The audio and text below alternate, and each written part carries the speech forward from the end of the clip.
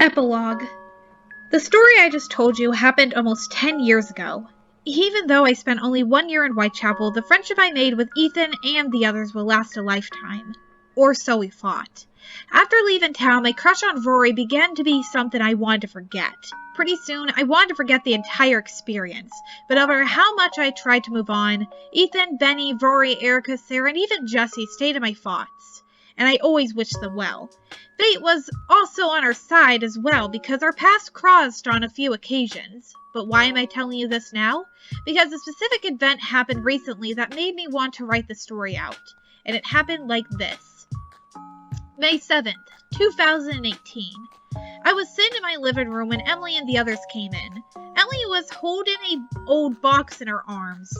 "Hey Emily, what's in the box?" I asked. "Something from a few years ago, I think. I wanted to bring it here because if there's anything inside that means anything to us, we'll keep it. But if it's junk, then we could throw it all away," she said. Emily sat the box on the ground and opened it up. When she did, all the memories came flooding back. "No way! This stuff is from our time at Whitechapel," Emily said. "Hey, our old holy water guns," Chloe said. "Hey, these are our old photo albums," Amy said. "Hey, whose hat is this? It's got some hair in it," Emily said, holding up a blue hat. "That's the hat Rory gave me. I was wondering where that went," I said. Emily, why are there glass shards in a plastic bag?" Amy asked. "Those are remnants from that crystal skull that nearly destroyed us," Emily said. "Oh yeah, I remember that incident," I said. "Hey look, an old picture frame," Cindy said. "Hand me a wipe, I'll clean it," I said. When I did, I saw the old photo that Mabel, Rory, and I took when we started becoming friends. It was also around the time I started falling in love with Rory. I admit, seeing it almost moved me to tears. "Hey, what's that?" Emily asked. "It's an old photo that we took," I said. "Hey, I remember this. Wow, look how young you were," Emily said. "You and Rory made such a cute couple," Chloe said. "Even though you were underaged, I admit, you took good care of him when no one else would give him a chance," Emily said. "I never realized how much I missed him. I tried so hard to forget about the whole thing, and now I feel like I want to see him again. I think I should talk about it with Mabel when she gets here," I said. "Oh yeah, Mabel still talks to Rory from time to time, doesn't she?" Emily asked. "Hey everyone, we're here!" Mabel said, opening the door, and was accompanied by my current boyfriend, Ventus. "There you are. I was wondering where you were," Emily said. "We ran into someone along the way." "Hey, is that our old stuff from Whitechapel?" Mabel asked. "Sure is. Want to look?" Cindy asked. "You know I do." "It feels like yesterday when we first moved in and made some of the greatest friends I could ask for," Mabel said. "Yeah, we did, didn't we?" "Hey Mabel, about them, I was wondering if I could," I said. "Hold that thought, girl. I've got a surprise for you," Mabel said. "What kind of surprise?" I asked.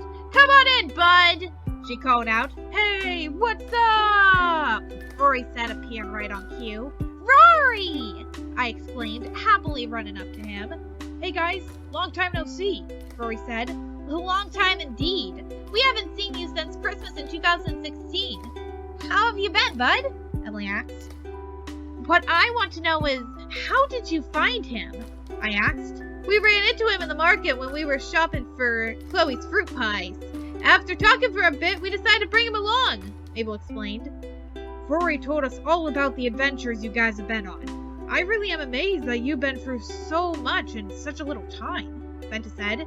"Yeah, things escalated really quickly shortly after school started," Emily said. "Speaking of which, I told Ethan I was going to see you again, and he wants to meet up with you again for lunch," Rory said. "Really? All of them?" I asked. "Yeah, what do you say?" Rory said. "I say let's go. It would be amazing to see everyone again," I said.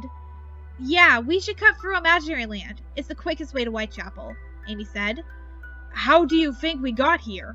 Ventus said. "So it's settled. Come on, everyone, let's go," I said.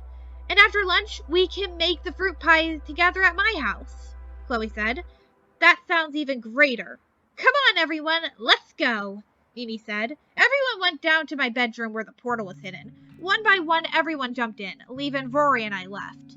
Hey, come on, they'll be waiting for you, Rory said.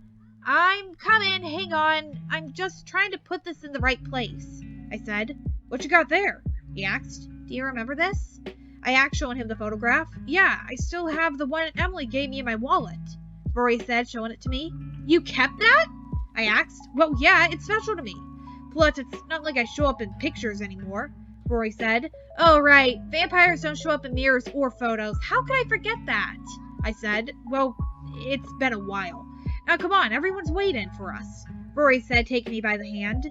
You know, something, I think I want you hanging out with us more often, I said. Really? You mean that? Rory asked. Of course I do. We've been apart for far too long. I think I'm ready to have you by my side again, I said. This is the best day ever, Rory said. Come on, bud. First one down the rainbow slide has to buy the loser an ice cream, I said. You're on, Rory said. The two of us jumped down, and as we were sliding, I was filled with happiness about seeing the friends that I haven't seen in 4 years. The end. Sneak peek. Sometimes trying to be cool in high school can be a real pain in the neck.